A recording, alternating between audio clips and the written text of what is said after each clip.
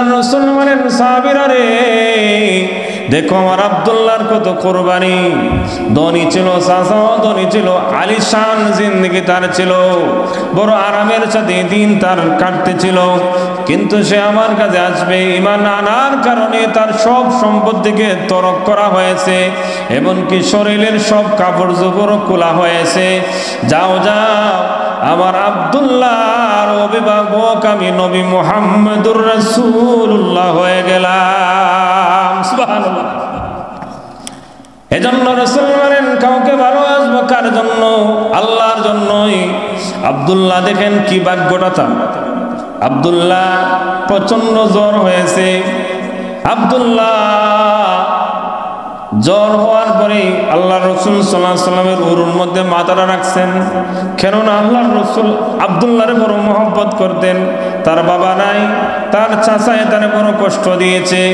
এমনকি নিজের শরীরের কাপড় চোপড় খুলে দিয়েছে আব্দুল্লাহ অসুস্থ হয়ে গেছেন জ্বর তার বাড়তেছে হাঁটুর মধ্যে আল্লাহর রাসূল সাল্লাল্লাহু আলাইহি সাল্লাম চেহারার দিকে তাকায় আছেন আব্দুল্লাহ বলেন ওগো নবীজি দুনিয়ার সব কিছু ছাইরা দিলাম কোনো সমস্যা নাই আমি আব্দুল্লাহ যদি মারা যাই তাহলে আপনি আমার জানাজার নামাজটা পড়াইবেননি আপনি আমার কবরও রাখবেননি আল্লাহর রাসূল বলেন আব্দুল্লাহ তুমি বলো কি তুমি যদি মারা যাও আমি তোমার জানাজার নামাজ পড়াবো তোমারে আমি নিজ হাতে কবরও রাখবো এই কথা বলে আব্দুল্লাহ বলেন আমার কোনো দুঃখ নাই গো নবীজি আমি যদি এখন মারা যাই আপনার কোলে আমার মরণ হবে সুবহানাল্লাহ এই বলে আব্দুল্লাহ কিছুক্ষণের মধ্যেই দুনিয়া ছাড়িয়া কলেমা লা ইলাহা ইল্লাল্লাহ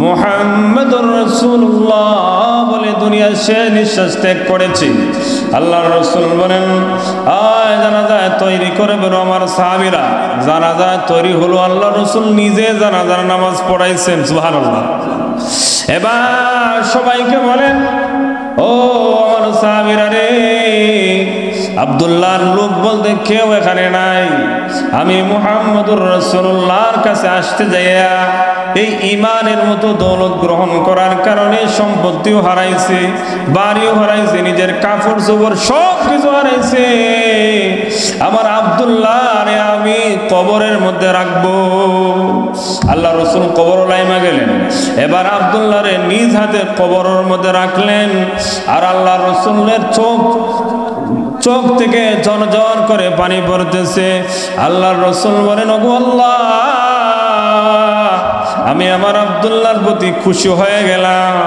তার জীবনটা ইসলামের জন্য দিয়ে দিয়েছে আপনি রব আপনিও আব্দুল্লাহর প্রতি রাজি হয়ে যান وقال تعالى في شان حبيبه ومحبوبه إن الله وملائكته يصلون على النبي يا أيها الذين آمنوا صلوا عليه وسلموا تسليما আওয়াজ খুলে মহব্বতের সাথে সবাই মিলে সবচেয়ে দামি দুরূদ যে দুরূদটা আমরা নামাজে পড়ি দুরূদ ইব্রাহিমী পড়ি আল্লাহুম্মা সাল্লি আলা মুহাম্মাদিন ওয়া আলা আলি মুহাম্মাদ কামা সাল্লাইতা আলা ইব্রাহিম ওয়া আলা আলি ইব্রাহিম ইন্নাকা হামিদুম মাজিদ اللهم بارك على محمد وعلى آل محمد كما باركت على إبراهيم وعلى آل إبراهيم إنك حميد مجيد مجيد بلغ العلا بكماله كشف الدجى بجماله حسنت جميع خصاله صلوا عليه وآله दुनिया में सदाकत में तेरा नाम रहेगा दुनिया में सदाकत में तेरा नाम रहेगा सिद्दीक तेरे नाम से इस्लाम रहेगा सिद्दीक तेरा नाम से इस्लाम रहेगा दुनिया में शुजाअत में तेरा नाम रहेगा अली हैदर तेरे नाम से इस्लाम रहेगा अली हैदर तेरे नाम से इस्लाम रहेगा दुनिया में सखावत में तेरा नाम रहेगा उस्मान तेरा नाम से इस्लाम रहेगा उस्मान तेरे नाम से इस्लाम रहेगा ला इलाहा इल्लल्लाह ला इलाहा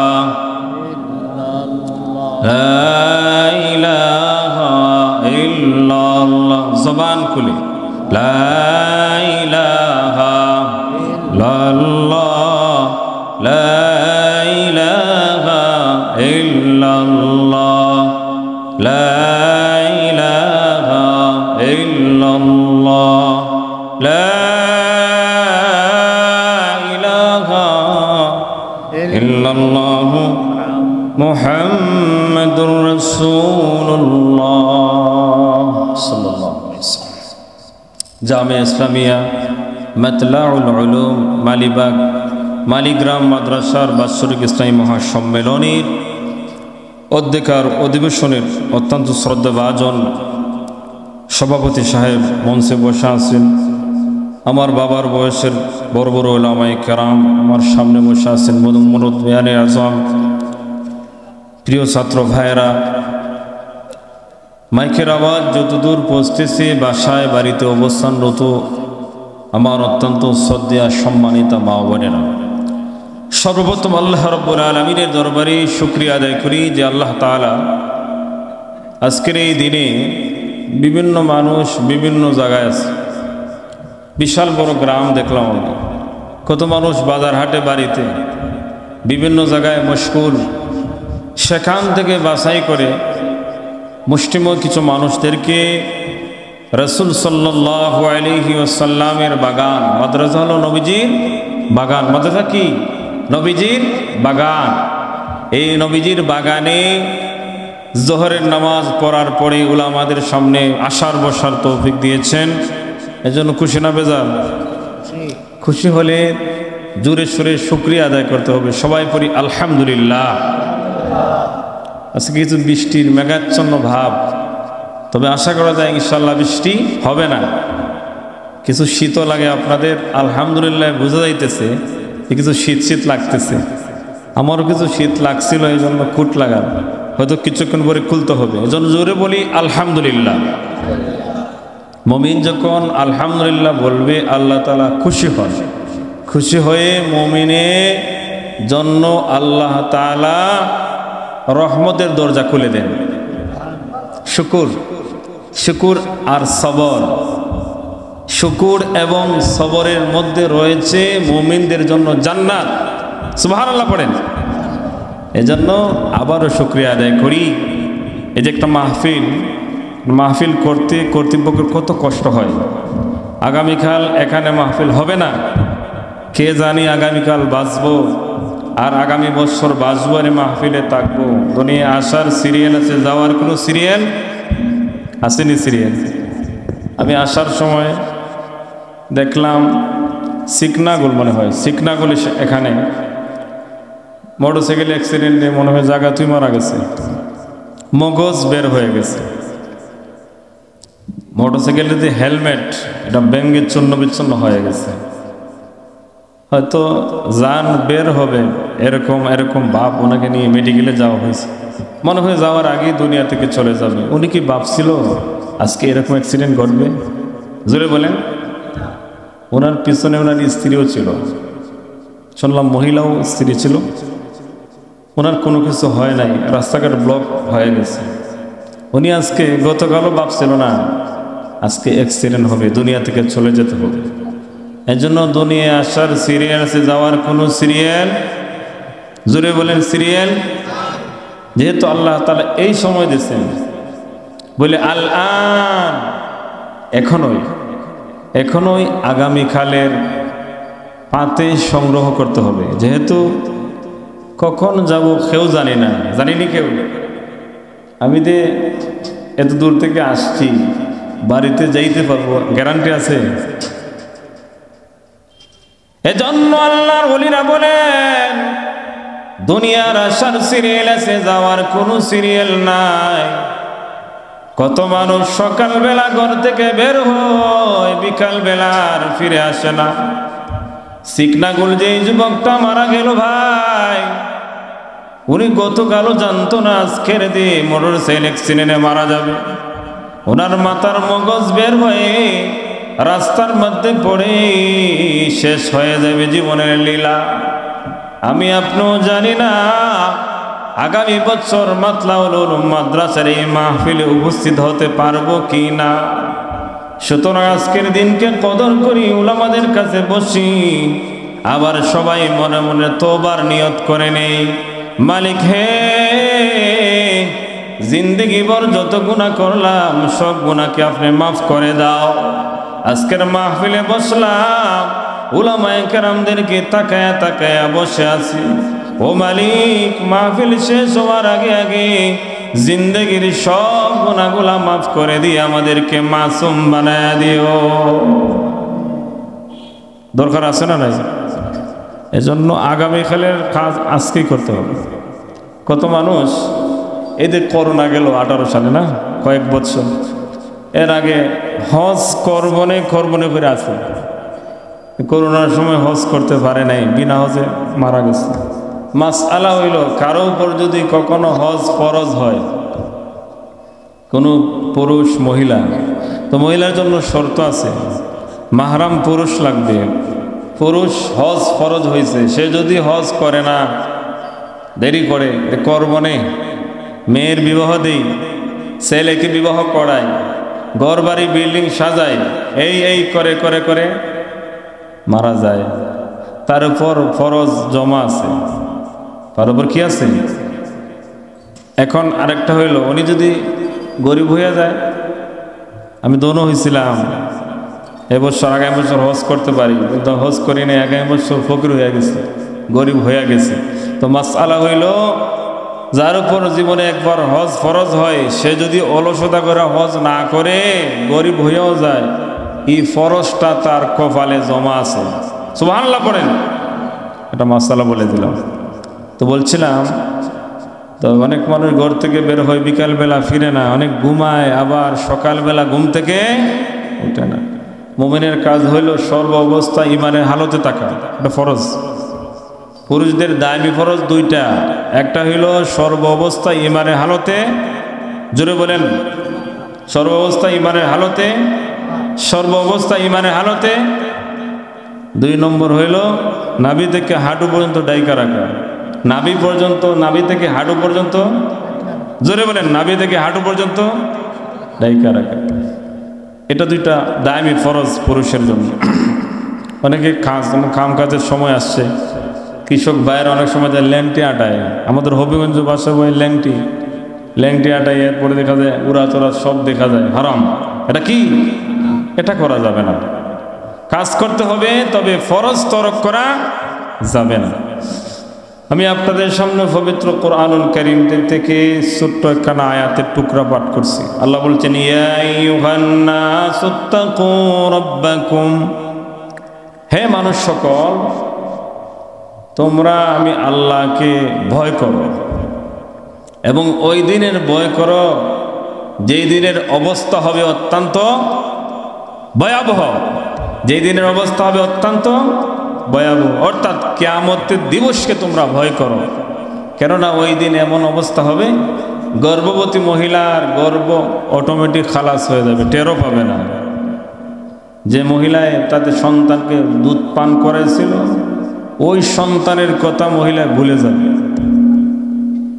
সবাই ভাববে মনে হয় লোকটা পাগল হয়ে গেছে। ওয়ামা হুম বিসুকারা, বলেছে তো পাগল নয়, বরং আল্লাহর ভয় আর আজকের দিনের ভয়ে তার অবস্থা কিন্তু খারাপ হয়ে যাবে, কিয়ামত দিবসের ভয়ে। সুবহানাল্লাহ পড়েন। এই দিনটা আপনার আমার সামনে আছে না নাই?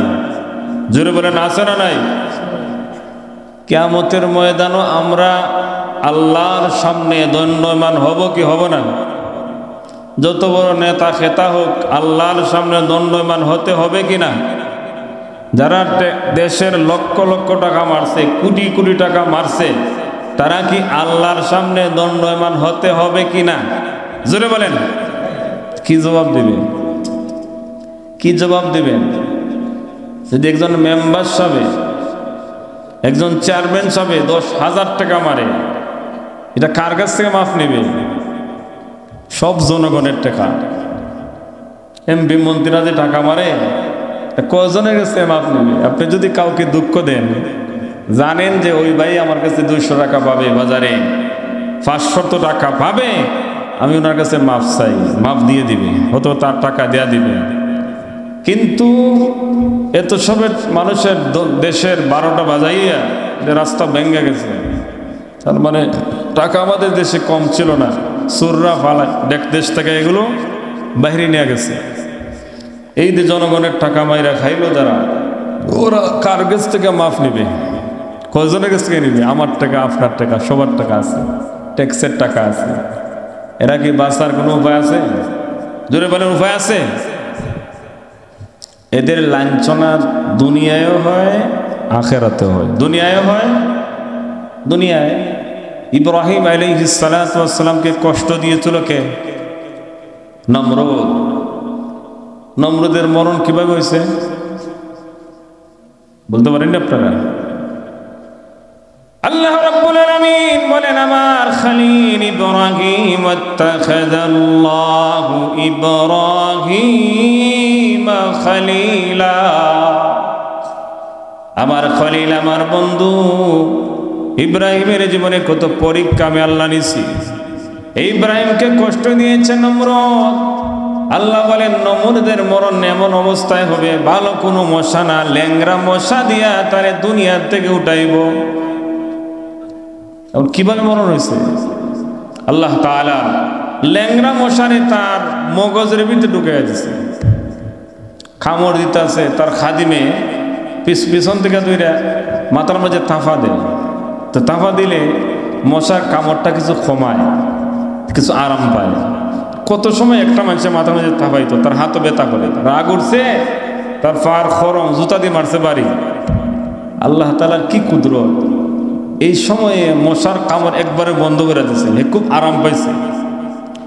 নমরুদ বলে, রে আমার খাদিম, তুই কি এমন মেডিসিন আমার মাথার মধ্যে দিলে? আমার মাথাটা একেবারে আরাম হয়ে গেছে, তুই ওই মেডিসিনটা আমার আরো বাড়ি দে। দেখছেন অবস্থা? হে তো জানে রাগের চড়তে তার জুতা দিয়ে মারছে বাড়ি। এখন এই খাদিমের জুতা দিয়ে বাইরে দিতেছে, বলে আরো জোরে দে, যত জোরে দেও রে খাদিম, আমি নমরুদের মাথার মধ্যে তত আরাম লাগে।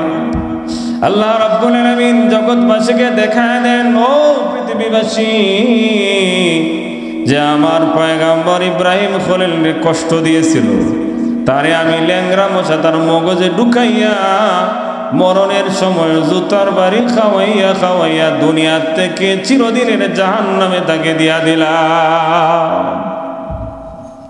এবার বলেন, ফেরাউনের মরণ কেমন হয়েছে? পানিতে চুবাইয়া, পানি খাওয়াইয়া হয়ে তার মরণ হয়েছে।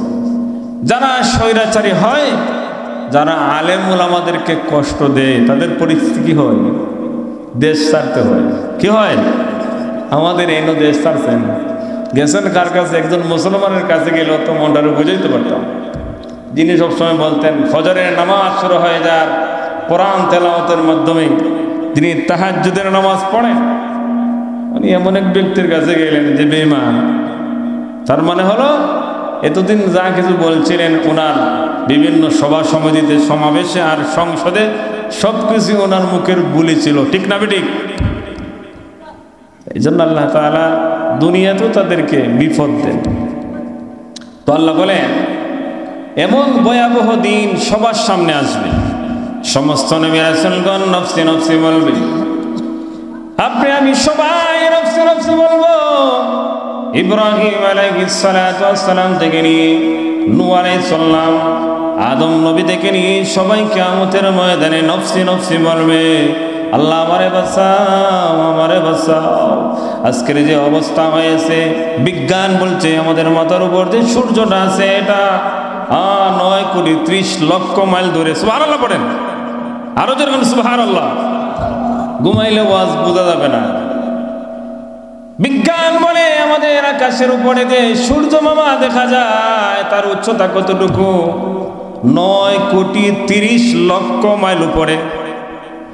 এই 9,30,00,000 মাইল উপরে সূর্য, কিন্তু দুপুর বেলা যদি মাথার মধ্যে কাফর না থাকে, প্রচন্ড রৌদ্রের মধ্যে 20 মিনিট সময় দাঁড়ায় থাকা যায় না, ঠিক না বেঠিক? আল্লাহ রাব্বুল আলামিন কিয়ামতের ময়দানে আমাদের সূর্য মামাকে একবারে মাথার কাছেই নিয়ে আসবেন। গরমে জমিন তামা হয়ে যাবে। এই সময় বলেন তো কি উপায় হবে? এজন্য বুখারী শরীফে আছে, আল্লাহ রাসূল সাল্লাল্লাহু আলাইহি ওয়াসাল্লাম থেকে হাদিস, সমস্ত নবী রাসূলগণ আল্লাহুম্মা, আল্লাহ আমারে বাঁচাও, আমারে বাঁচাও। তারা সবাই আল্লাহুম্মা, আল্লাহ নাফসি, ইয়া আল্লাহ আমারে বাঁচাও, আমার নিজের নফসকে বাঁচাও। আপনার আমার হাবিব সরকারে দু আলম নবী মুহাম্মদুর রাসূলুল্লাহ উচ্চ আওয়াজে সবাই পড়েন সাল্লাল্লাহু আলাইহি ওয়াসাল্লাম।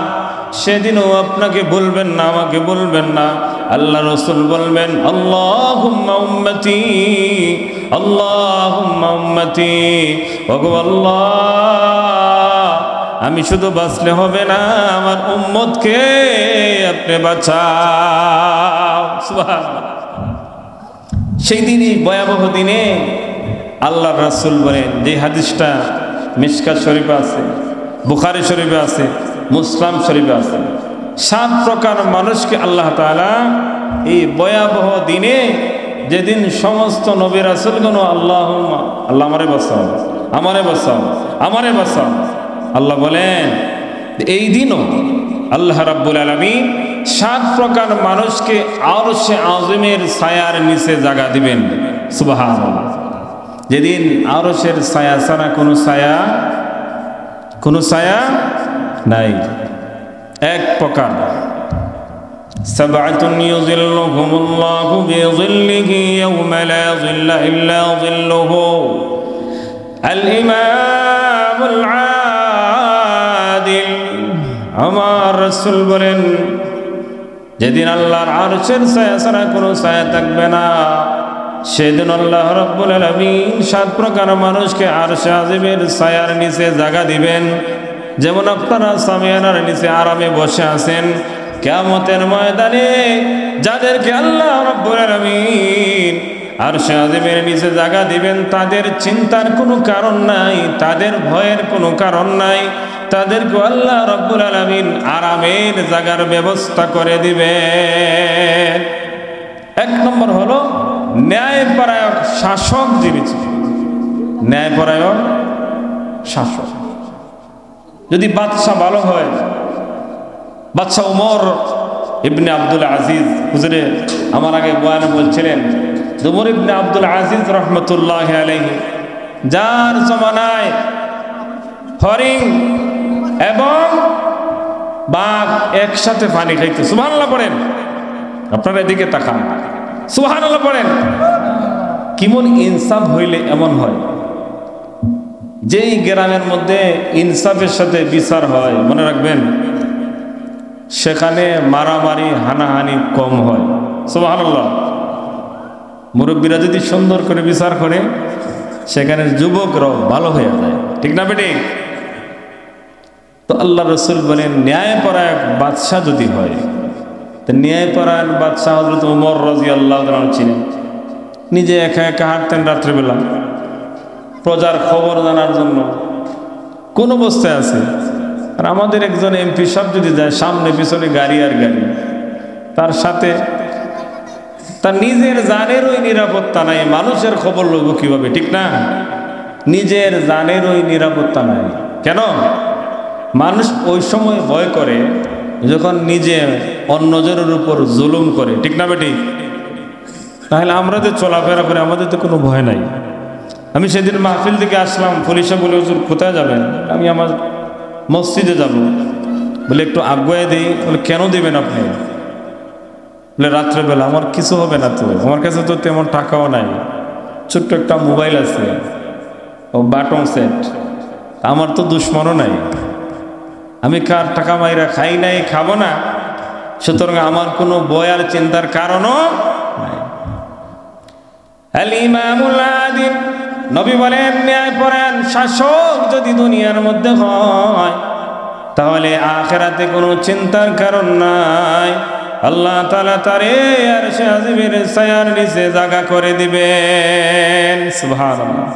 হযরত ওমর সারা রাত্র মানুষের খবর নিতেন, প্রজায় কেমনি কি করতেছে, কেমনি কি করতেছে। বাদশাহ আওরঙ্গজেব, বাদশাহ আলমগীর, আমাদের বাদশাহ হারুনুর রশিদ, একটা ঘটনা বলারও সময় নাই। কেমন বেকুল ছিলেন তাদের জনগণ নিয়ে, কেমন বেকুল ছিলেন। আর আমাদের রাজা বাদশারা, এমপি মন্ত্রীরা কি আরামের থাকা থাকে, কি বাসা বাড়ি তাদের। আমি কিছুটা দেখছি, সুবহানাল্লাহ বিহামদি, সুবহানাল্লাহিল আযীম। আমাদের কারেন্ট না থাকলে কোনো সমস্যা নাই, তাদের সব কিছু আছে। আল্লাহর রাসূল বলেন এক প্রকার হলো ন্যায়পরায়ণ বাচ্চা যদি হয়, এটা তো সবাই হতে পারবে না, আমিও পারবো না, আপনিও পারবেন না, বলি এটা বাদ দেন। দুই নম্বর আল্লাহর রাসূল বলেন ওয়ারাজুলুন তাহাব্বা ফিল্লাহ ওয়ারাজুলুন কলবুহু মুআল্লাকুন ফিল মাসাজিদ। মায়ার নবীজি বলেন জগৎবাসীরে, কিয়ামতের চিন্তায় আমি নবীজিরও ঘুম আসে না। সুবহানাল্লাহ। নবীজিও আখিরাতের ভয়ে, অথচ রাসূলের গুনাহ আসেনি। মা তাকাদ্দামা মিন যামবিহি ওয়া মা তাআখার, আগেও গুনাহ নাই, পাশেও গুনাহ নাই। যার খাতিরে আল্লাহ তাআলা এই ত্রিভুবন সাজাইলেন, এই নবীও আখিরাতের চিন্তা করেন, আখিরাতের ফিকির করেন, উম্মতের ফিকির করেন। আমি মারা যাওয়ার পরে আমার উম্মতের কি অবস্থা হবে, কি অবস্থা হবে যদি আমার কোনো ভুল হয়ে যায়, আর যদি এর কারণে কিয়ামতের ময়দানে আল্লাহ আমারে ধরেন, কি অবস্থা হবে। সুবহানাল্লাহ। দুই নম্বর হলো ওয়ারাজুলুন কলবুহু মুআল্লাকুন ফিল মাসাজিদ। তো ওই ব্যক্তিকে আল্লাহ তাআলা আরশের ছায়ার নিচে জায়গা করে দিবেন, যার অন্তরটাই মসজিদের সাথে ঝুলন্ত থাকে। সুবহানাল্লাহ। মুহাদ্দিসিনে কেরাম বলেন যে বান্দার অন্তর মসজিদের সাথে জ্বলন্ত হওয়া তার মানে কি? বলে 5 ওয়াক্ত নামাজ মসজিদের সাথে জামাতে আদায় করেন। সুবহানাল্লাহ। 5 ওয়াক্ত নামাজ মসজিদে জামাতের সাথে আদায় করেন। কেন? আপনি ফজরের নামাজ পড়ছেন, পড়ার পরে আপনার দিলে 11টা 12টায় বাড়ি দিবেন, কাজে গেলেও কখন জানি জোহরের আজান হয়ে যায়, ঠিক না বেটি? জোহরের নামাজ পড়ছেন, নামাজ পড়ে খানা দানা খানার পড়ার পরে রেস্ট যদি নেন, কায়রোলা অথবা কাজে যান, দিলে বাইরেইবে কখন আসরের আজান পড়বে, আসরের পর থেকে মাগরিব, মাগরিবের পর থেকে এশা, এশার পর থেকে নামাজ পড়ার পরে আপনি যে ঘুমাইবেন, এই জাহান্নামীদের মতো নামাজীদের ঘুমায় না। যারা রাত্রেবেলা ফজরের নামাজ পড়ে না, যুবক ছেলেরা মোবাইল নিয়ে রাত্র জাগরণ করে, অনেক মুরব্বীরাও আছেন বাজারের মধ্যে আড্ডা মারে, আছে না নাই? এশার নামাজও নাই, ফজরের নামাজও নাই। আর ফজরের সময় অনেক মুরব্বী এরকম আছে যে ফজরের সময় সারা রাত্র ঘুমে ধরে না, ফজরের নামাজের সময় ঘুমে ধরে, আছে না নাই? নাই আপনাদের এলাকায়? আপনাদের কথা বোঝা যায় আপনাদের এলাকাত নাই। সারা রাত্র ঘুম নাই, ফজরের আক্কারও তার ঘুমে ধরে। তাকে যদি জিজ্ঞেস করা হয়, ভাই বলে ফজরের নামাজ করে আসতে পারো নাই, উনি বলে সারা রাত্র আমার ঘুমে ধরে না, আমার ফেসার। ফজরের সময় আল্লাহর পক্ষ থেকে রহমতের ঘুম আসে। আমি বলি, ভাই সারা রাত্র ঘুম আসে না তোমার, গাড়ির মধ্যে শয়তানে নাচে, আর ফজরের সময় শয়তান তোমার পাউটা আরাম করে টিপা টিপা দেয়, যাতে করে তুমি ফজরের নামাজটা পড়তে পারো না। তার মানে হলো তুমি এখন শয়তানের বন্ধু হয়ে গেছো। ঠিক না বেটি? সারা রাত্র ঘুম নাই, ফজরের সময় ঘুমায়, তার মানে হলো এ শয়তানের পুরো বাই হয়ে গেছে। মুমিন এক ওয়াক্ত নামাজ পড়লে আর এক ওয়াক্ত নামাজ পড়ার জন্য দিলে বাইরায়, এটাই হলো ওয়াকালবুহু মুআল্লাকুম ফিল মাসাজিদ, যে মুমিনের অন্তর মসজিদের সাথে জ্বলন্ত। আল্লাহর রাসূল বলেন, যে বান্দা 5 ওয়াক্ত নামাজ জামাতে আদায় করবে, আমি আল্লাহর রাসূল বলেন তাকে 5 প্রকারের পুরস্কার দেওয়া হয়। 1 নম্বর হলো রিজিকের টেনশন তার মাথা থেকে উঠায় দেওয়া হয়। সুবহানাল্লাহ বলেন। সবচেয়ে বড় পুরস্কার হলো বিনা হিসাবে আল্লাহ তাকে জান্নাতের মালিক বানায় দিবেন। সুবহানাল্লাহ। নামাজের দরকার আছে না নাই? নবীজি দুনিয়া ছেড়ে চলে যাবেন, হযরত আলীকে ডাকতেছেন, আলী আসো, আমি কিছু নসিহত করব, তুমি লিখো। বলি, ইয়া রাসূলুল্লাহ, আমি যদি এখন খাতা আনতে যাই, খাতা না লেখার জন্য কোনো কিছু আনি, তাহলে তো আপনার এই যদি আইসা পাই আপনি চলে গেছেন। বলেন, আল্লাহ রাসূল বলছিলেন, হে আলী, নামাজ কখনো ছাড়বা না, আমার উম্মত যেন নামাজ পড়ে। আসসালাত আসসালাত ওয়া মা মালাকাত আইমানুকুম, অধীনস্থ যারা আছেন তাদের প্রতি যেন সুন্দর আচরণ করা হয়, মহিলাদেরকে যেন মায়া মহব্বত করা হয়। সুবহানাল্লাহ পড়েন। নবীজি দুনিয়া ছেড়ে চলে যাবেন, কিন্তু সর্বশেষ নসিহত হলো নামাজ। কি ভাই? নামাজ। সেই নামাজ আমাদের সামনে অহরহর কাজা হইতেছে, অহরহর কাজা হইতেছে। নামাজের গুরুত্ব নাই। মানুষ মুসলমান কিভাবে নামাজ না পড়ে ঘুমায়? কিভাবে নামাজ? মায়ের নবীজি বলেন 3 নম্বর হলো ওই সমস্ত মানুষদেরকে আল্লাহ তাআলা আরশে আজিমের নিচে জায়গা করে দিবেন, একজন মুসলমান অন্যজনকে ভালোবাসে সিরিফ আল্লাহর জন্য। কার জন্য? জোরে বলেন, কার জন্য? এতে আপনারা বসে আছেন এখানে আমার দিকে তাকায় তাকায়, এটা কার জন্য? আরো জোরে বলেন, কার জন্য? আল্লাহর রাসূল বলেন, ও আমার সাহাবারে, আলাইকুম বিমুজালাসাতিল উলামা। আমি নবী মুহাম্মদুর রাসূলুল্লাহ চিরদিন দুনিয়ায় থাকব না, আমার হাতে গড়া সাহাবী আবু বকর সিদ্দিকও চিরদিন থাকবে না, ওমর, ওসমান, আলী, হায়দার কেউ থাকবে না। তবে কিয়ামত পর্যন্ত একদল আহলে হক উলামায়ে কেরাম থাকবেন।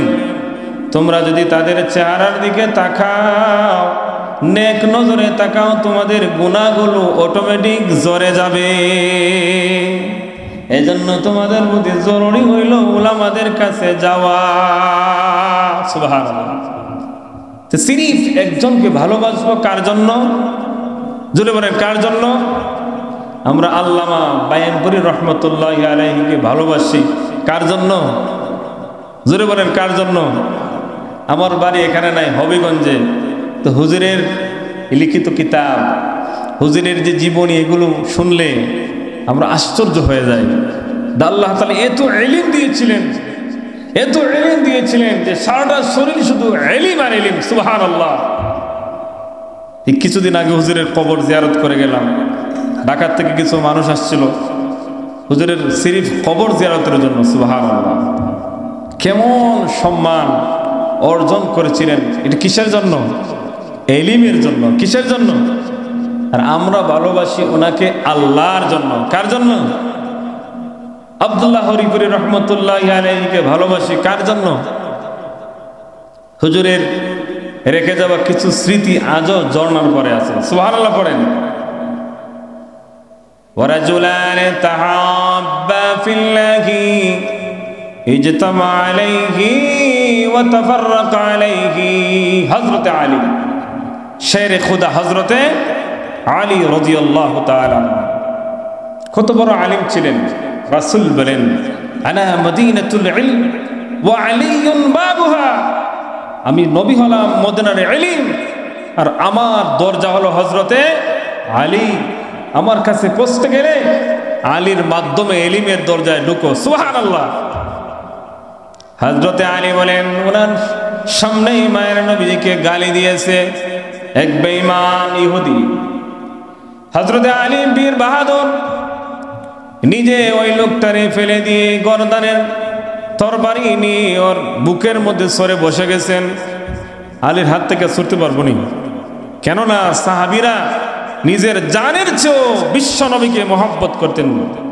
নিজের জানের চেয়েও বিশ্ব নবী মুহাম্মদুর রাসূলুল্লাহ সাল্লাল্লাহু আলাইহি সাল্লামকে ভালোবাসতেন হযরতে আলী তার গর্দান উড়াইয়া দিবেন এমত অবস্থায় নিচ থেকে ইহুদি হযরতে আলীর মুখের মধ্যে থুতু নিক্ষেপ করেছে আলী তাকে ছেড়ে দিলেন সুবহানাল্লাহ সাহাবীরা বললেন আলী রে তোমার তো রাগ আরো বেশি উঠার কথা এখন কারণ তোমার মুখের মধ্যে ইহুদি থুতু মারছে তাকে কেন ছাড়িয়া দিলাই আলী বলেন কিছুক্ষণ আগে যে তাকে দুনিয়া থেকে উঠানোর জন্য তার বুকের মধ্যে আমি চড়ে বসেছিলাম এটা আমার সামনে আমার মায়ার নবী মুহাম্মদুর রাসূলুল্লাহ সাল্লাল্লাহু আলাইহি সাল্লামকে সে গালি দিয়েছিল আর এটা আমি বরদাস্ত করতে পারি নাই আমার সামনে আমার নবীকে গালি দেওয়া হবে তাকে দুনিয়ায় রাখার কোনো অধিকার কারো নাই কিন্তু এখন সে আমার মুখের মধ্যে থুতু দিয়েছে এখন যদি আমি তারে হত্যা করি তাহলে এটা তো আমার রাগের কারণে তাকে হত্যা করলাম এটা আল্লাহর জন্যই হলো না বরং আমার খায়সাতে নফসানিকে মিটানোর জন্য তাকে হত্যা করা হবে এজন্য আমি আলী তাকে ছাড়িয়া দিলাম সুবহানাল্লাহ তে ভালোবাসে আল্লাহর জন্য আল্লাহ ভালোবাসেন নবীকে কার জন্য আল্লাহর জন্য কার জন্য আমরা সবাই আল্লাহকে ভালোবাসতে চাই আপনি দেখবেন শাহজালাল মাজারের মধ্যে লাল কাপড় লাগায় এই চুলের এই পর্যন্ত আছে জটা মারা তাকে যদি হাতের মধ্যে আবার এক মুষ্টি লোহা আছে ঝুনঝুন করে তাকে যদি বলো ভাই তুমি এই সুরত ধরছেন কেন সে বলবে আল্লাহ পাওয়ার জন্য আবার দেখবেন হিফারে আছে জিঞ্জির শাহ মাজার সেখানে মাঝে মাঝে আধা নগ্ন মানুষ পাওয়া যায় আবার লোহার পোশাক এই সেই জিঞ্জির দেওয়া তাকে যদি জিজ্ঞাসা করো ভাই তুমি এই সুরত ধরছো কেন লাগিয়া সে বলবে যে আমি আল্লাহ পাওয়ার জন্য সবাই আল্লাহরে ভালোবাসতে চায় কিন্তু আল্লাহরে কি সবাই যেমনে মনে হয় এভাবেই ভালোবাসা যাবে আল্লাহরে ভালোবাসতে গেলে নবীর তরিকায় ভালোবাসতে হবে নবীর তরিকায় ভালোবাসতে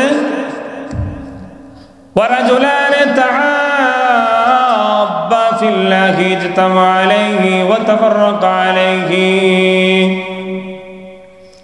যে একজনকে ভালোবাসে আল্লাহর জন্য আবার পৃথক হয়ে যায় আল্লাহর জন্য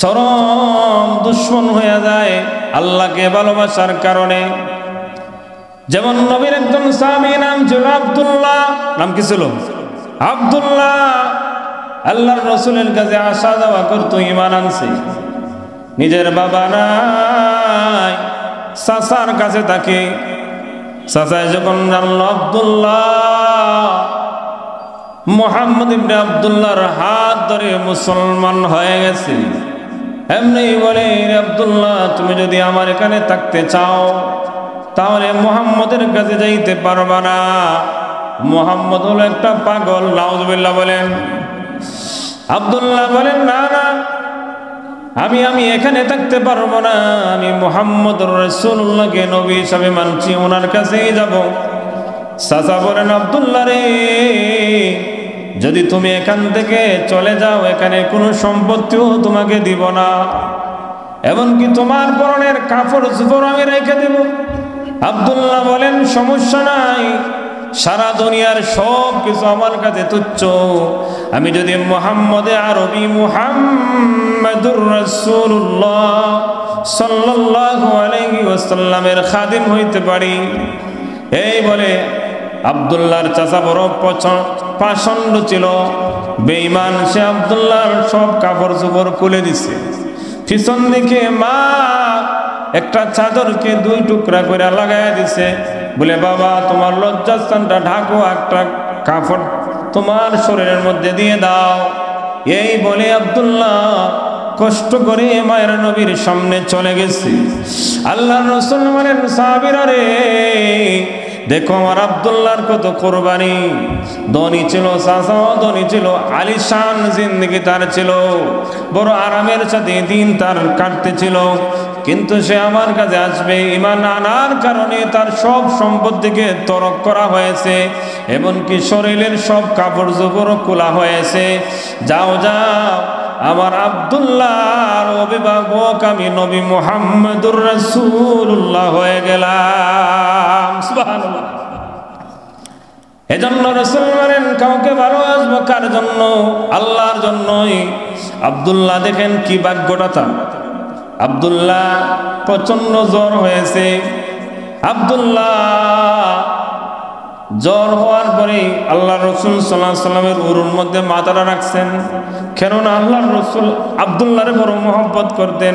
তার বাবা নাই, তার চাচায় তারে বড় কষ্ট দিয়েছে, এমনকি নিজের শরীরের কাপড় চোপড় খুলে দিয়েছে। আব্দুল্লাহ অসুস্থ হয়ে গেছেন, জ্বর তার বাড়তেছে। হাঁটুর মধ্যে আল্লাহর রাসূল সাল্লাল্লাহু আলাইহি সাল্লাম চেহারার দিকে তাকায় আছেন। আব্দুল্লাহ বলেন, ওগো নবীজি, দুনিয়ার সব কিছু ছাইরা দিলাম, কোনো সমস্যা নাই, আমি আব্দুল্লাহ যদি মারা যাই তাহলে আপনি আমার জানাজার নামাজটারও পড়াইবেননি, আপনি আমার কবরও রাখবেননি। আল্লাহর রাসূল বলেন, আব্দুল্লাহ তুমি বলো কি, তুমি যদি মারা যাও আমি তোমার জানাজার নামাজ পড়াবো, তোমারে আমি নিজ হাতে কবরও রাখবো। এই কথা বলে আব্দুল্লাহ বলেন, আমার কোনো দুঃখ নাই গো নবীজি, আমি যদি এখন মারা যাই আপনার কুলে আমার মরণ হবে। সুবহানাল্লাহ। এই বলে আব্দুল্লাহ কিছুক্ষণের মধ্যেই দুনিয়া ছাড়িয়া কলেমা লা ইলাহা ইল্লাল্লাহ মুহাম্মাদুর রাসূলুল্লাহ বলে দুনিয়া সে নিঃশ্বাস ত্যাগ করেছে। আল্লাহর রাসূল বলেন, আয় জানাজা তৈরি করে বেরো আমার সাহাবীরা। জানাজা তৈরি হলো, আল্লাহর রাসূল নিজে জানাজার নামাজ পড়াইছেন। সুবহানাল্লাহ।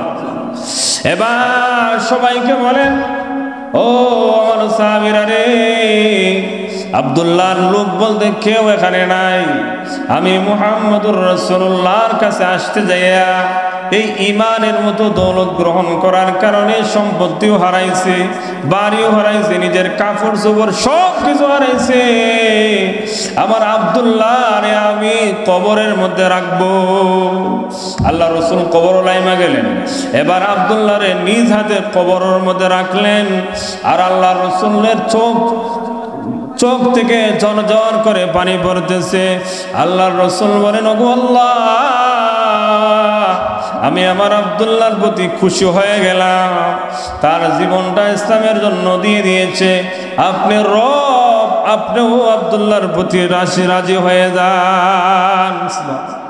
যখন মাটি দেওয়া হলো, হযরত ওমর জোরে সোরে কাঁদতেছেন আর বলতেন, আরে আমি ওমর না হইয়া যদি আজকে আব্দুল্লাহ হয়ে যাইতাম তো কতই না ভাগ্যটা আমার ভালো ছিল, যে আব্দুল্লাহ নবীজির কুলের মধ্যে তার মরণ হয়েছে, মৃত্যু হয়েছে। যেই আব্দুল্লাহর জানাজার নামাজে বিশ্ব নবীজি পড়াইছেন, যেই আব্দুল্লাহকে নিজ হাতে নবীজি কবর রাখছেন, যেই আব্দুল্লাহর ব্যাপারে আল্লাহর সামনে আল্লাহর রাসূল বললেন, ওগো আল্লাহ, আমি আব্দুল্লাহর প্রতি রাজি হয়ে গেলাম, আপনি আল্লাহ আব্দুল্লাহর প্রতি রাজি হয়ে যান।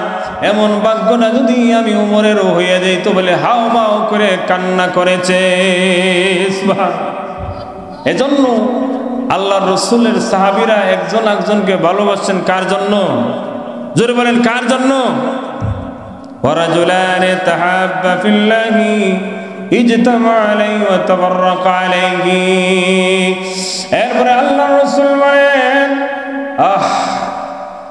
রাসূল সাল্লাল্লাহু আলাইহি ওয়াসাল্লাম দুনিয়া থেকে চলে গেলেন। হযরতে বেলাল, যে বেলালের চেহারা সুন্দর নয়, বেলাল নামটা শুনলেই হৃদয়ের মধ্যে একটা মহব্বত পয়দা হয়, ঠিক কিনা বলেন? আপনি যখন মসজিদে বেলাল যাবেন মক্কাতুল মুকাররমায়, যেখানে বেলালের বাড়ি ছিল, কি একটা আবেগময় স্মৃতি মনে হয় যে হযরত বেলাল রাসূলের কতই না ভালোবাসতেন। মদিনাতুল মুনাওয়ারায় বেলাল আল্লাহ রাসূলকে আজান দিতেন, আল্লাহ রাসূল নামাজ পড়াইতেন। রাসূল সাল্লাল্লাহু আলাইহি সাল্লাম দুনিয়া ছাড়িয়া চলে গেলেন। হযরত বেলাল দিলটা বাঁধতে পারতেছেন না যে আমার হাবিব, আমার মাহবুব যেই মদিনায় নাই, আমি বেলাল আর এই জায়গায় থাকবো না। হযরত বেলাল চলে গেলেন কুফায়, ইরাকের কুফার মধ্যে চলে গেলেন, যেখানে আপনার আমার ইমাম আবু হানিফা রাহমাতুল্লাহি আলাইহির বাড়ি কুফা। আপনার আমার ইমামের বাড়ি কোথায়? ইরাকের কুফা নগরীতে। আমরা তো ইমাম সাহেবের নাম ভুলে যেতেছি। এখন একদল বার হয়েছে লা মাযহাবি, নাম শুনছেন না আপনারা? মাযহাব মানি না, ইমাম আবু হানিফা এই সেই, মানে আমাদের ইমামদেরকে দোষ ত্রুটি তালাশ করে নাউযুবিল্লাহ পড়েন। আর ইমাম আবু হানিফা হওয়ার তো দূরের কথা, ইমাম আবু হানিফার ছাত্র হওয়া তো সম্ভব নয়, ঠিক না বেটি? ওরা হাবি গোষ্ঠী সবাই মিললে তো আল্লামা বায়ামপুরি ঠেঙের সমান হবে না, ঠিক না বেটি? ইমাম আবু হানিফা রাহমাতুল্লাহি আলাইহির ছাত্র ছিলেন, সেরা ছাত্র 40 জন। কয়জন? 40 জন। একটা বোর্ড ছিল, একটা মাসআলা আসলে বলতেন সময় দলিল তালাশ করো, দলিল তালাশ করতেন। বিকালবেলা ইমাম আবু হানিফা বসতেন, বসার পরে সবাই যখন ঐক্যমত হইতেন আবু হানিফার কাছে মাসআলা আসতো, আসার পরে আবু হানিফা বলতেন মাসআলা ঠিক আছে, এরপরে এই মাসআলাটা লেখা হইতো। সুবহানাল্লাহ। ইমাম আবু হানিফার প্রিয় ছাত্র এর মধ্যে 2 জন, ইমাম আবু ইউসুফ, ইমাম মুহাম্মদ। ইমাম আবু ইউসুফ, ইমাম মুহাম্মদ। ইমাম মুহাম্মদ রাহমাতুল্লাহি আলাইহি যে কিতাবগুলো লিখে গিয়েছেন, সিয়ারে সগীর, সিয়ারে কবির ও আহলে হাদিসের দলেরা সবাই মিলে ইমাম মুহাম্মদের তো একটা কিতাবের বান্ডিলের একটা নুসখাও তো তোমরা লিখতে পারবে না, ঠিক না বেটি? সুবহানাল্লাহ। আমরা গর্বিত, আমরা আনন্দিত, আমরা অত্যন্তই আমরা মাসরুর, নাহনু মাসরুরুন। এমন একজন ইমাম পেয়েছি, ইমামুল হুমাম, ইমাম আবু হানিফা রাহমাতুল্লাহি আলাইহির মাযহাবের অনুসারী হোক আলহামদুলিল্লাহ। হযরত বেলাল বলেন যে মদিনায় নবী নাই, এই মদিনায় বেলাল আমি আর থাকবো না। চলে গেলেন নবীজির বিরহে কুফায়। দীর্ঘদিন হয়ে গেল, কিতাবের মধ্যে লেখা হয় হযরতে বেলালকে আল্লাহর রাসূল স্বপ্নে দেখায় দিলেন, রে বেলাল তুমি তো বড় নিমক হারাম হয়ে গেছো, এতদিন হয়ে গেছে আমি দুনিয়া ছাড়িয়া চলে গেছি, তুমি কি একদিন আইসা আমি এই রাসূলের রোজার মধ্যে আসার প্রয়োজন নাই? যেই মাত্র বেলাল স্বপ্নে দেখছে, ঘুম থেকে জাগ্রত হয়ে এমনি আওলা গেছে বাউলা বেশে দৌড়ে দৌড়ে বিরামহীন ভাবে হযরতে বেলাল চলে আসলেন মদিনাতুল মুনাওয়ারা। আসার পরে লোকেরা ধরছে, বেলাল তুমি দীর্ঘদিন যাবৎ মদিনা ছাড়িয়া চলে গেছো, তুমি এবার মদিনায় এসো, আমরা খুব খুশি আছি। তুমি বেলাল মসজিদে নববীর মধ্যে একবার আজান দাও না রে ভাই, তোমার কণ্ঠে আজান আমরা শুনতে পাই না। হযরতে বেলাল বলেন, না না আমি আজান দিব না, আমি আজান দিব না। যে জায়গায় আমার মায়ার নবী নাই সেখানে আমি আজান দিব না, কেননা আজান দিলে আমি বেলাল ফিট হয়ে থাকতে পারবো না। জোরাজুরি করার পরে হযরতে বেলাল আজান দিলেন। যখন আশহাদু আন্না মুহাম্মাদার রাসূলুল্লাহ আশহাদু আন্না মুহাম্মাদার রাসূলুল্লাহ।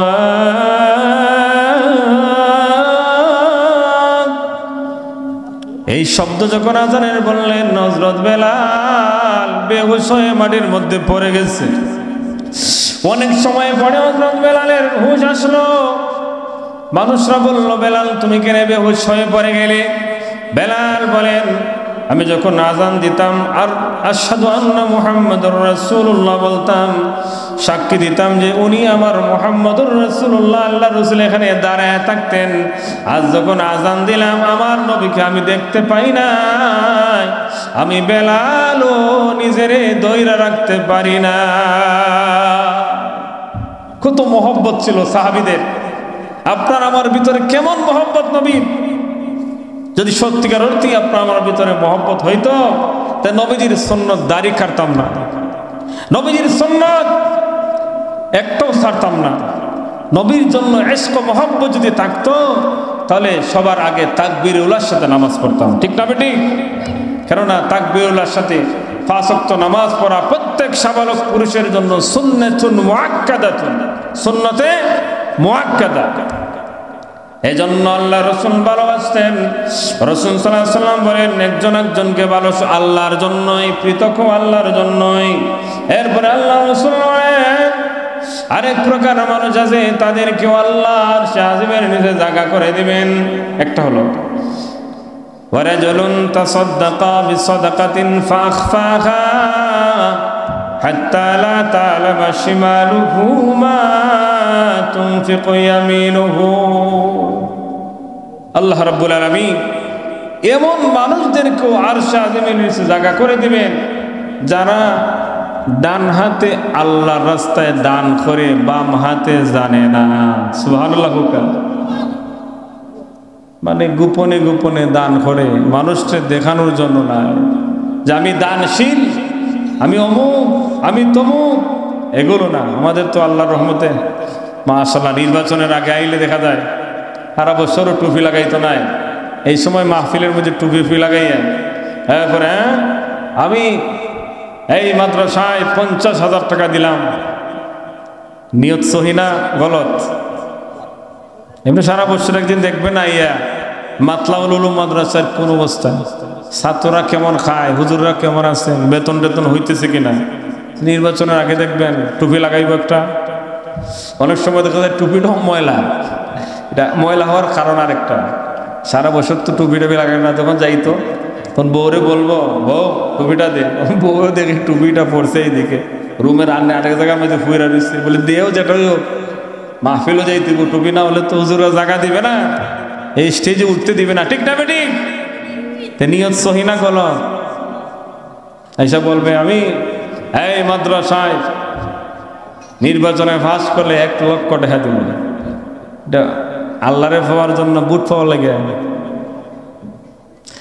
আল্লাহর রাসূল বলেন, ওয়ারাজুলুন তাসাদ্দাকা বিসাদাকাতিন ফাআখফাহা হাত্তা লা তা'লামা শিমালুহু মা তুনফিকু ইয়ামিনুহু। বান্দা ডাইন হাতে খরচ করে বাম হাতে জানে না। হ্যাঁ, আপনারা যদি এখন বসে আছেন, আপনারা যদি সবার সামনে দান করেন তা এটা রিয়া হবে না। সুবহানাল্লাহ পড়েন। কেন আপনারা বুট পাওয়া লাগিয়ে দিতেন না তো। আর আপনাদের মনে যদি এটা থাকে, আমি যদি 2 টাকা মাদ্রাসার মধ্যে দেই, তাহলে আমার দেখা দেখি আরেকজনে দিবে, তাহলে আপনার পরে যে 2 টাকা দিবা, 1000 5000 দিবেন, উনি আপনার পরে যতজনে দান করবার সবার সওয়াব আপনার আমল নামায় ওটু আইব। আলহামদুলিল্লাহ। কিছু দেওয়ার খেয়াল আসেনি, কিছু দেওয়ার খেয়াল আসেনি। আমার কাছে দিবেন না, পরে দিবেন। আমার কাছে যারা দিবেন মনে মনে তৈরি থাকেন, ওয়াজও চলো নাকি তা। আমি আপনাদের জন্য দোয়া করবো ইনশাআল্লাহ, মকবুল দোয়া। আল্লাহ সবার হায়াতে বারাকা দিবে, ইলমে বারাকা দিবে, বাচ্চা কাচ্চা বারাকা দিবে, নামাজে, সুস্থতায়, সবটাই আল্লাহ বরকত দেখ। আমিন।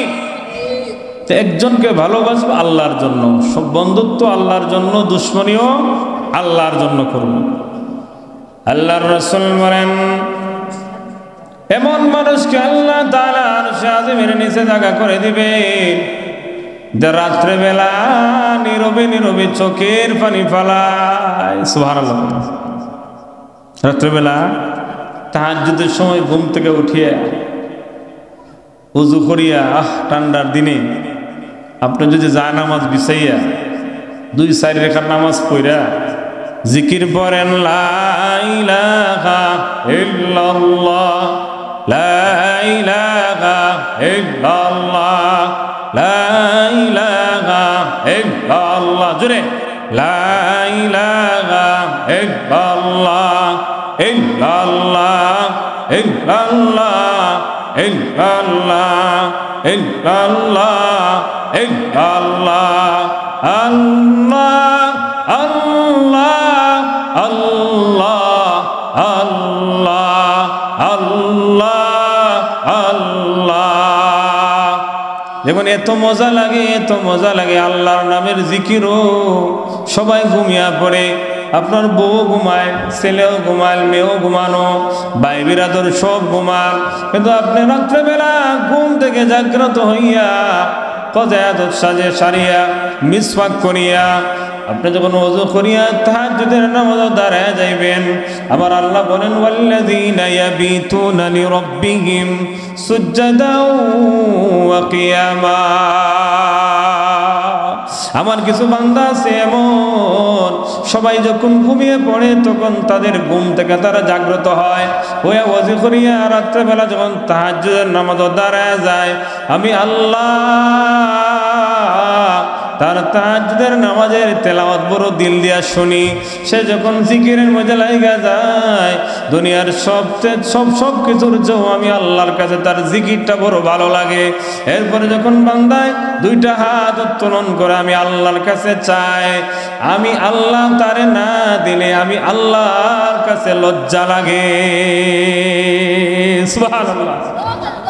তাহাজ্জুদের নামাজের দরকার আছে না না? والذين يبيتون لربهم سجدا وقياما। আল্লাহ সূরাতুল ফুরকানে বলছেন, মুমিনদের রহমানের বান্দার কিছু কোয়ালিফিকেশন, কিছু কোয়ালিটি আছে। একটা হলো রহমানের বান্দা যারা হবেন, আল্লামা বায়ামপুরী রহমতুল্লাহি আলাইহি ছিল, ওনার এলাকার মানুষ যারা আপনারা আছেন, আপনারা তাহাজ্জুদের নামাজ পড়েন, আমি মনে করি, ঠিক না বেঠিক? আপনারা কিছু হলেও তাহাজ্জুদের নামাজ পড়েন, আপনাদের চেহারার মধ্যে বলতেছে, আল্লাহ কবুল করে হোক, আমিন। তাহাজ্জুদের নামাজ পড়া যে দোয়া করে সেটা কবুল হয়। দেশের জন্য দোয়া করবেন, আমাদের জন্য, সবার জন্য দোয়া করবেন। এই এলাকা হলো মকবুল এলাকা, আপনারা বুঝতে পারতেছেন না। ঢাকার মধ্যে আমরা লেখাপড়া করছি, আপনাদের এলাকার কিছু সাথী ছিল, আলহামদুলিল্লাহ, এরা ঢাকায় খেদমত করতেছে, চিনবেনও না তাদেরকে, অনেক বড় আলিম হয়ে গেছে, হোক আলহামদুলিল্লাহ। আমার সালমান ভাই অনেক বড় আদিব, আমরা একসাথে আদব পড়ছি, মোহাম্মদ পড়ে, ডক্টর শহীদুল্লাহ ফজলুল বারী সাহেব হুজুরের কাছে, মার্কাজ জায়েদ বিন সাবিত, অনেক বড় আলেম। মার্কাজ উস্তাদ শহীদুল্লাহ ফজলুল বারী এই মাদ্রাসায় পড়াইতেছে, সালমান নামে। এক সময় দেখবেন দেশের সেরা আলিম হয়ে গেছে, হোক আলহামদুলিল্লাহ।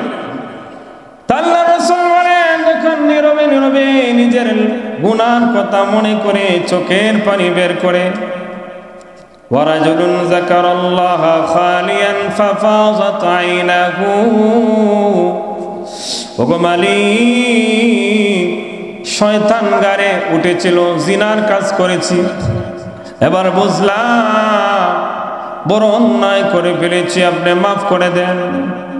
এরকম কথা মনে করে যখন চোখের পানি বের হয়, ওগো আল্লাহ, জীবনে কত নামাজ হই না ছেড়ে দিয়েছি, ওগো আল্লাহ, মা বাবার সাথে কত খারাপ আচরণ করেছি, আজকে মা নাই, বাবা নাই, অন্ধকার কবরের বাসিন্দা হয়ে গেছে। যারা মা বাবা হারাইছে তারা বুঝে মা বাবা কেমন ছিল, যাদের মা আছেন ওরা বুঝেন যে মার কদরটা, ভালোবাসা কেমন। যত দূরই প্রোগ্রামে যাই না কেন, যদি বাড়িতে যাই, মা যদি শুনে চলে আসছি, তাহলে মা সবার আগে দরজা খুলে এবার সর্বপ্রথমই বলবে, বাবা দ্রুত খাবারের জন্য তুমি প্রস্তুত নিয়ে নাও, খাবার খেতে হবে। এই যে একটা ভালোবাসা, একটা মায়ের বন্ধন। মার যার মা নাই তারা বুঝে মার কদরটা কেমন ছিল। দুনিয়া একজন একজনকে ভালোবাসে কোনো কিছু পাওয়ার জন্য, কিন্তু মা সন্তানকে ভালোবাসে একমাত্র আল্লাহর জন্য। ঠিক না বেটি? যারা মা বাবা হারাইছেন, মা বাবার সাথে যারা অন্যায় আচরণ করেছেন, চোখের পানি ফেলে দিয়ে মা বাবার জন্য কেঁদে কেঁদে দোয়া করতে হবে। রব্বির রহমহুমা, পড়েন রব্বির রহমহুমা কামা রব্বায়ানি সগীরা। এজন্য গোপনে গোপনে চোখের পানি ফেলে দেওয়া। আল্লাহ রাসূল বলেন, যারা আল্লাহর ভয়ে নিজে গুনাহ করে ফেলেছে, এরপরে যখন সে গোপনে গোপনে চোখের পানি বের হয়, আল্লাহ তার জিন্দগির সব গুনাহ মাফ করে দেন। সুবহানাল্লাহ। ইবনে হাজার আসকালানী রহমতুল্লাহ আলাইহি, যিনি ফতহুল বারি বুখারী শরীফের শরা লিখেছেন, এই ইবনে হাজার আসকালানী রহমতুল্লাহ আলাইহি ওনার একটা কিতাব আছে আল মুনাব্বাহাত কিতাব, সেখানে একটা ঘটনা এনেছেন, প্রিয়দের মিলন মেলা। প্রিয়দের মিলন মেলা সেখানে তুলে ধরেছেন রাসূল নবীজির 3টা পছন্দ আছে। আবু বকর সিদ্দিকের 3টা পছন্দ, ওমরের 3টা পছন্দ, উসমান গনির 3টা পছন্দ, আলীর 3টা পছন্দ, এরকম ভাবে জিব্রাইলের 3টা পছন্দ, আল্লাহ তাআলারও 3টা পছন্দ। সুবহানাল্লাহ। আল্লাহর 3টা পছন্দের একটা পছন্দ হলো যে নিজের দুঃখটা গোপন রাখে, নিজের দুঃখ গোপন রাখে, সবর করে, আল্লাহ তাআলা পছন্দ করে। আরেক দলকে আমার আল্লাহ ভালোবাসেন, যে নাকি লজ্জায় কান্না করে। নিশ্চয় আপনি আমি গুনাহ থেকে খালি নয়, গুনাহ করেছি। যখন আল্লাহর কাছে উঠতে হবে কিয়ামতের ময়দানে,